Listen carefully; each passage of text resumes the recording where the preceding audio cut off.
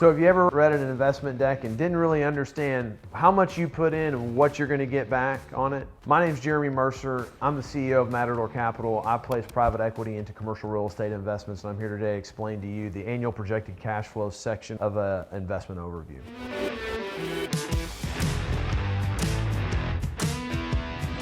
So for me, this is the very simple place you can go to quickly get the information you want to know by learning three terms: cash on cash, IRR, and equity multiple. If you can understand quickly what $100,000 is, a round number, invested into this investment, and read these three stats, it'll tell you immediately what you're going to make on this investment. So let's dive a little deeper into that and what that looks like. So right at the very top of this section, you'll see your average cash on this deal is 14%.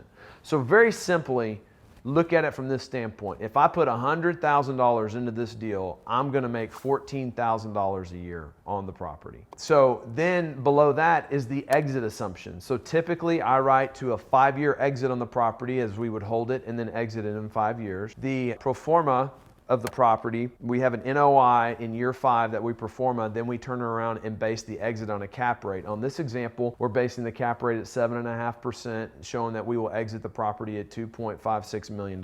So below that is the IRR. So what the IRR is telling you is that at the end of the life cycle of this deal, when it all comes out in the wash, when you get all your money back, you'll be making an average of about 22% annually over the last 5 years of your investment in that deal. So if you put in $100,000, at the end of the 5 years, you're making about $22,000 a year on that money. Or the last item under there is your equity multiple. So this has a 5-year net equity multiple of 2.41.